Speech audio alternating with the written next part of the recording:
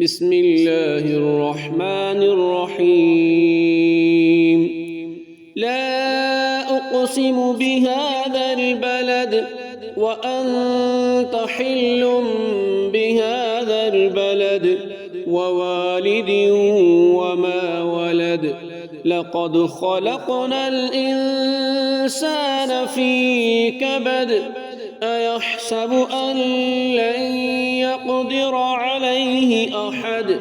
يقول أهلكت مالا لبدا أيحسب أن لم يره أحد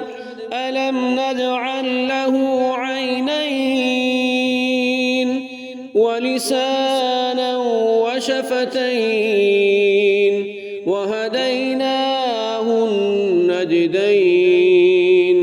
فلاقتحم العقبة وما أدراك ما العقبة فك رقبة أو إطعام في يوم ذي مسغبة يتيما ذا مقربة أو مسكينا